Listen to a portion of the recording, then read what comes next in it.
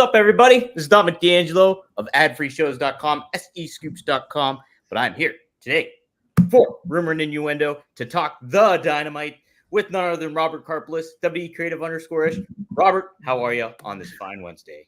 Apologize to everyone that I missed yesterday's episode, and I have to start with what's going on with the facial hair there, Dom. You look like a pirate. Yeah, I'm trying to look more like a king because opening night is this Friday of Sherlock Holmes: The Final Adventure, where I will be playing the King of Bohemia, and I enlist Sherlock Holmes for his duties. But I am very melodramatic in the play, so I figured why not get this kind of Princess Bride kind of look going on. It's a little Princess Bridey. You look at the one dude from Robin Hood Men in Tights, the guy who had the little the little tiny sword. I can't think what the hell they're called. The size. Yeah, He's the dude who I only know from that, and I believe he was on Beverly Hills 90210. probably. Well, how about that? See, it all ties in. Maybe you'll get a little Beverly Hills 90210 if you go see Sherlock in Pittsburgh, Duquesne University. There you go. I wish it was streaming. I feel like that's something the world. I would take time out of my valuable weekend to watch you in Sherlock Holmes. But we don't have time for that, Mr. D'Angelo. You put together a hell of a rundown for today. Yes. Obviously, we were previewing the Dynamite being Wednesday and all that stuff. But we're going to talk Chris Jericho continues to make the pitch for pro wrestling to be in the Olympics. We also get an update on Big E. He gives a little bit of an update. And then what was the other one? I had one more other thing on tap. Well, we'll get to it maybe. So let's talk about some stuff. AEW Dynamite is tonight. It's the 250th episode. And they are giving you a pay-per-view caliber kind of card that's a little bit questionable, a little bit of a head scratcher because there's so much on there. And we're kicking it off with MJF going up against Will Ospreay for the AEW International Championship.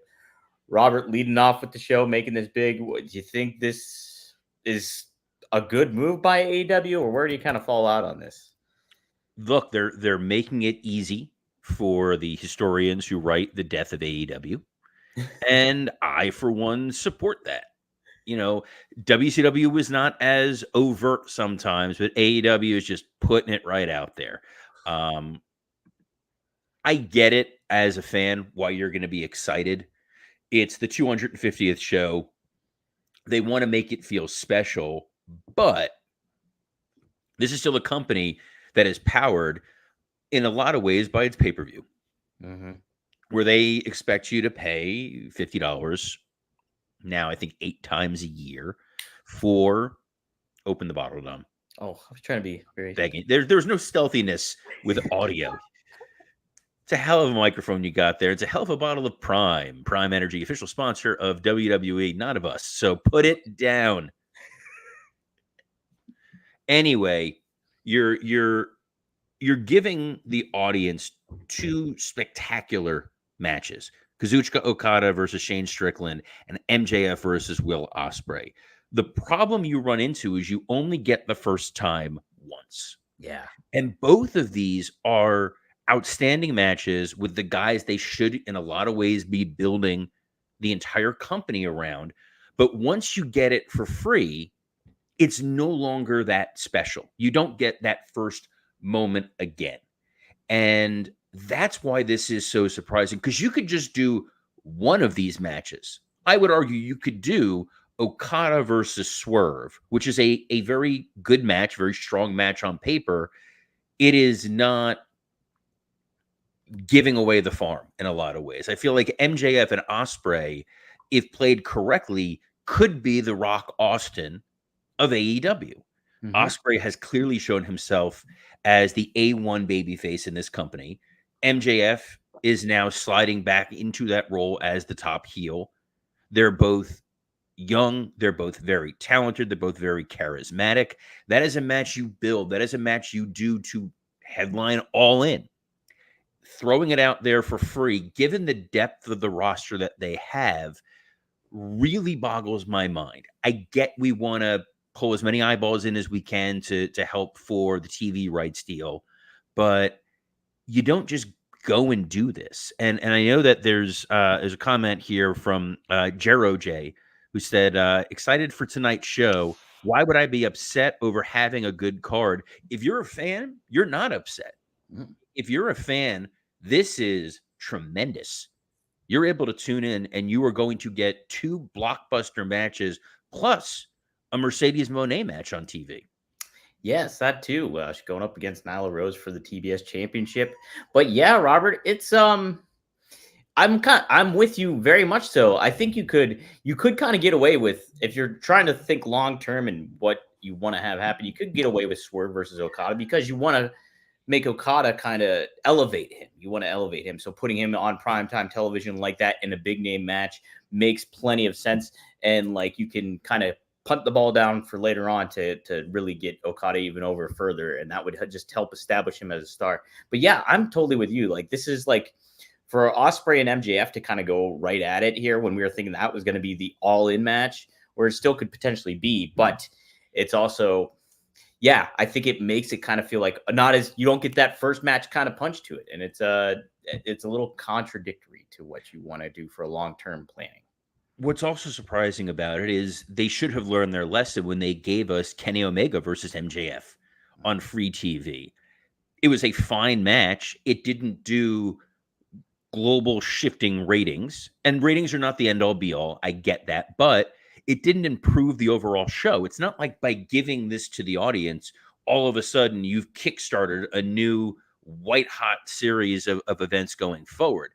You need good matches and compelling stories to draw in a larger crowd. And if all you're looking to do is deliver, hey, we're going to give you big 5-star matches week in and week out, then it becomes that much harder to attract a larger audience to pay-per-view.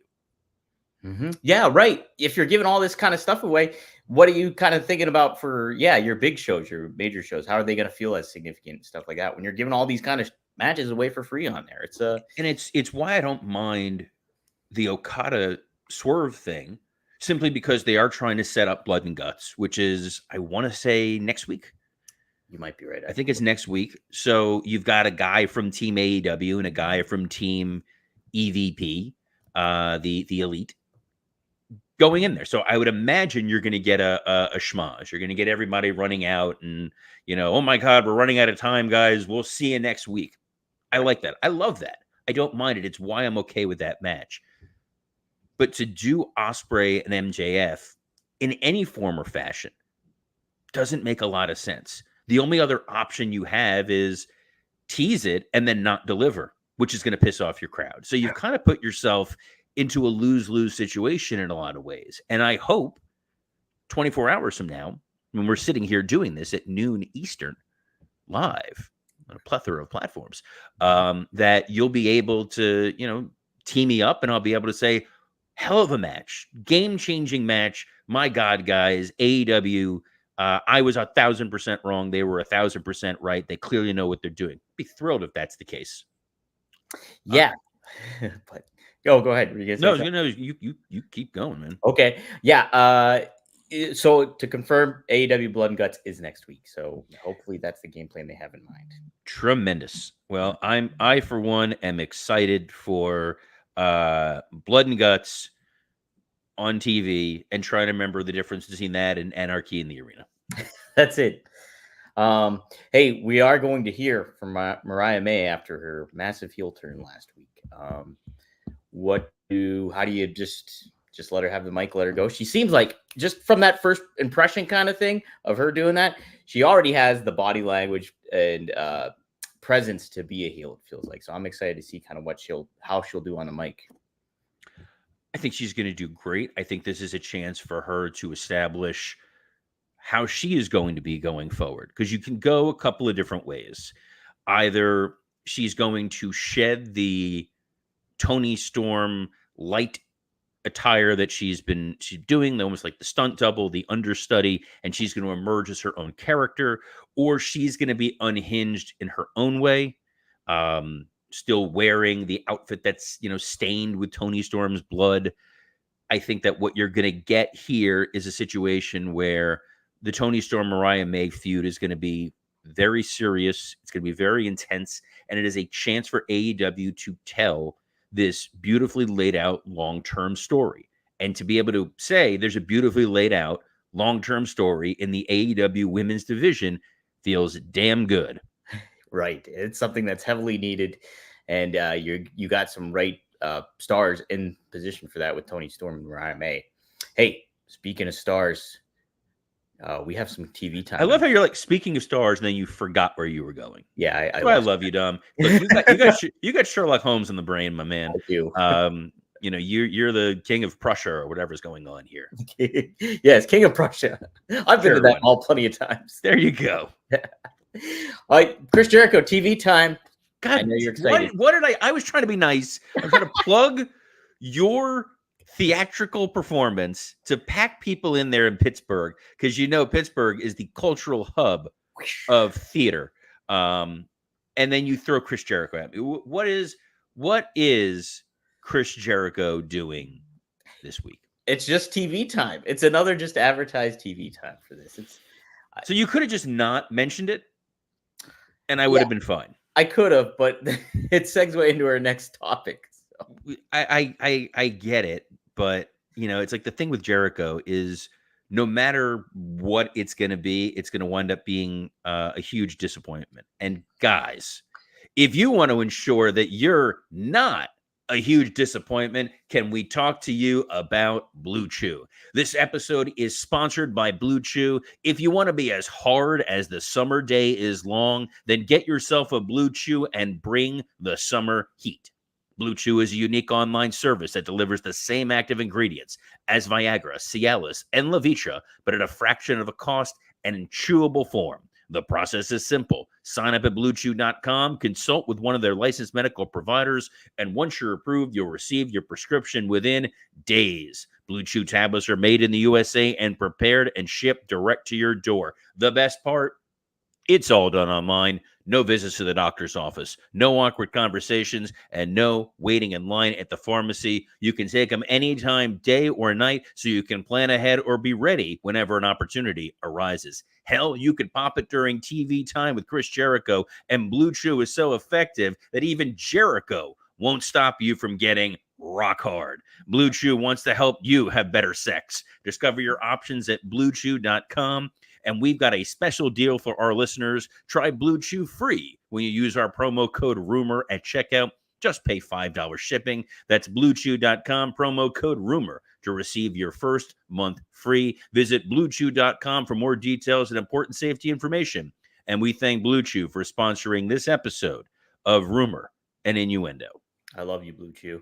Did you ever see Old School when Will Ferrell's at his wedding? And like they're giving us, Mitch is giving the speech, and he's like talks about his dad, and he's like, "I love you, Dad." Yes. If you asked, did I see one of the biggest comedies of the last 25 years? Yeah, I did. I certainly did. But you know what I'm going to be watching next week, in addition to all the WWE programming and AEW programming, the Olympics. Yes, are upon us. Very excited for the Olympics. I am going to be tuning in as well. What won't be on there is pro wrestling, but Chris Jericho for the past several years has been the advocate to have pro wrestling become an Olympic sport. He was on Neil Brennan's podcast. He said, "I've started to really think about how pro wrestling could easily be an Olympic sport. It's like an athletic display between two people, much like figure skating or synchronized swimming or anything else that is judged on points. Think about it. I'm from Canada. Chris Jericho and Kenny Omega, best wrestler in the world from Canada. We put together our routine. You have Will Ospreay and Michael Oku from England. They put together their routine. Then you have John Moxley and Bryan Danielson from the United States. They put together their routine. Then the judges would say, okay, this is the best. It doesn't matter who wins or loses the match." Would you like to see pro wrestling as an Olympic sport, Robert? No. Oh. Sorry. Well, I understand where Jericho is coming from. The argument that I have always made when I've dealt with people who like to besmirch and diminish professional wrestling is it is an athletic performance that requires a significant amount of physical prowess as well as mental preparation. It's storytelling. It is an art. But if you just put it out there, this is super deluxe fake we're going to get together and we're going to huddle and we're going to put out a match for you, you've now destroyed everything that makes wrestling fun. I understand why Jericho is trying to say this. It's more about the integrity of the performer, that the wrestlers that are out there are absolutely at an Olympic caliber. And what they are doing requires the same degree of skill that you would see in a gymnastics competition, in a synchronized swimming competition, in any sort of the performative athletic events you see at an Olympics. That being said, it really does take it a bridge too far to go ahead and just outright say, hey guys, this isn't real. Let's see what these guys have rehearsed and put together. Because then it's kind of the same thing as, well, what about fight choreography in a movie? I know there's been talk about those folks being recognized for Emmys, and I know the Emmy nominations just came out a little while ago, about an hour or so ago. Oh. So if they wind up going with a best stunt performer category, maybe there should be a best professional wrestling category for the Emmys. But the Olympics, it's a little bit of, Jericho put the Q-tip in a little too far. I think the case that he makes with the, like, comparing it to like kind of figure skating and things like that is the best kind of analogy I think you could kind of make in this regard. And it's like it's athletes, it's all that kind of stuff. I wouldn't necessarily be against it, but I'm kind of too on the fact that, yeah, you're looking at the sweet science behind it all, and is that necessary when you're really perpetuating entertainment product? I mean, sports is our entertainment too, but it's just like, this is, you're really peeling back the curtain a little bit more in certain regards of having, oh, this is a great match, doesn't matter who wins or loses, then why are we having the match? You know what I mean? Well, it reminds me, programming note regarding the Olympics, Raw and NXT are being bumped from USA to Sci-Fi during the Olympics. So maybe there's a chance for the ECW zombie to make his return. I've been waiting for, it's been over what? Jeez. I can't even keep track. 15 years now. Let's 2006. 2006. Oh my God. Yeah, I try not to think about it.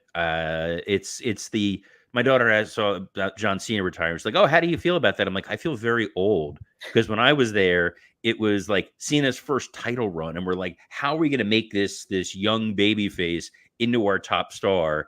And now, he's old man Logan getting ready to retire. Dom, where are we going next? Yes, people have been heavily speculating, rightfully so, about is Big E just fully retired?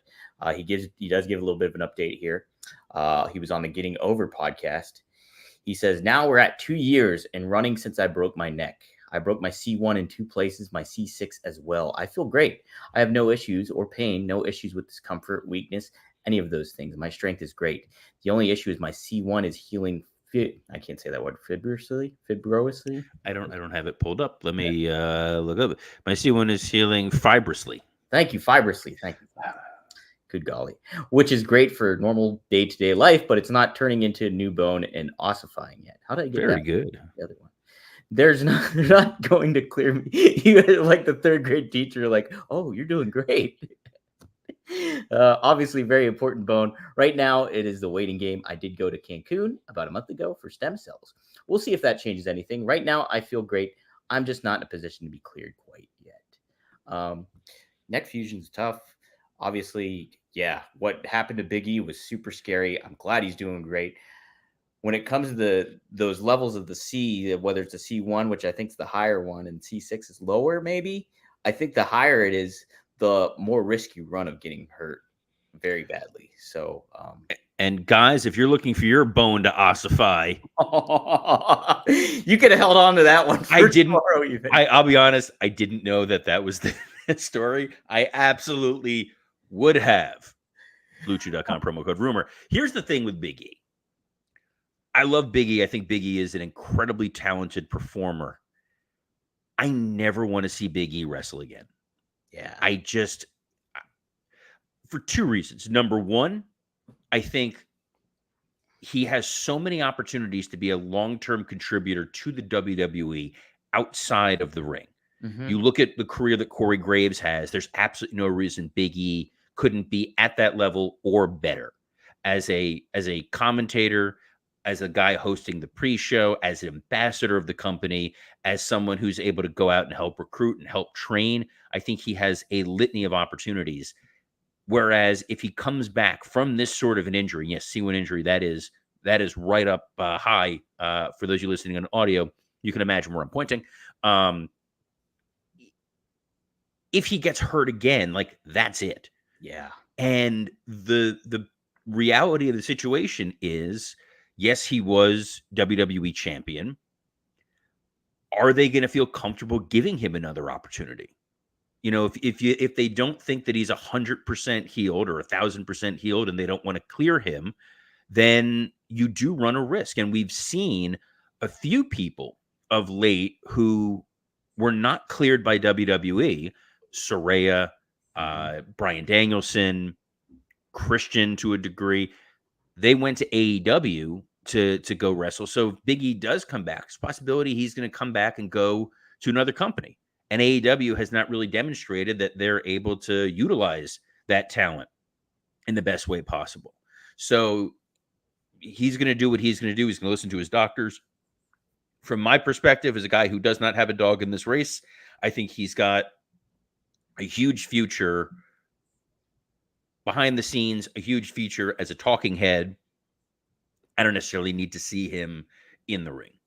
I'm with you. As much as I loved Big E in the ring, and the ceiling was still limitless for him when it came to like what he was still capable of doing, because you look at, imagine him being in this Triple H chair, how great he would be too, where it's just like the handcuffs are off of all that stuff. But here, if you look at just it from a simple fact of like, hey, what he's done in the ring, from WWE Championship to the New Day to everything like that, he's had a full-fledged career. And so I don't think he needs to prove anything else. I could only imagine that he would have a desire to get back in the ring, but I'm kind of with you. It's like, if you're running the risk, if you're not in pain, you're not worrying about anything like that, there's so much more value he can add. Just he doesn't have to be in the ring to do it. So what I do love is that in this current era that we're in, he said he's been off TV for 2 years. Yeah. There is no fear. There is no concern that they're suddenly going to cut his contract, that they're not going to pay him, that they're going to force him back before he's fully healed. None of those situations seems to exist. It is, you heal on your own time. We are here for you. You contribute as much or as little as you want, and you have a home in the WWE. And that's really comforting to see. That is not how this industry typically has gone. And it's a nice thing. Prefacing that to the next story that you're about to That's go right. to. The nice thing was a lot of people, there was rumor and innuendo, that stars would be able to take their trademark names outside of WWE moving forward.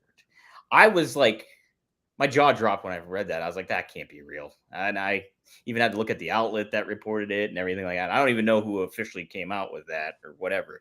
But we did get confirmation from Fightful Select and from PW Insider. Oh, from your best friend Sean Ross Sapp. That's correct. Who I can't wait for Effie to absolutely demolish. Oh, that's right. He's yes. Oh my goodness. Yeah, this is where we're at, man. The tail is eating the snake. It's the closest thing we're coming to Meltzer versus Dynamite Kid. Oh my God. You put that visual in my head. Oh my God. Yes, but it would have been Dynamite in the wheelchair, which would have made it even better. Oh my God. Hey, but that was not we're not plugging Magnum yet. Back off. We got time to get to that. I knew where your brain was going. It was not going there, I swear. Here's the thing. There was no way in the world WWE was going to reverse its policy on names. Mm-hmm. And to put lawyer hat on for a moment, as Dom aggressively chugs that prime energy, because Lord knows you seem so low energy. You've got like 17 more podcasts to record today. I get it.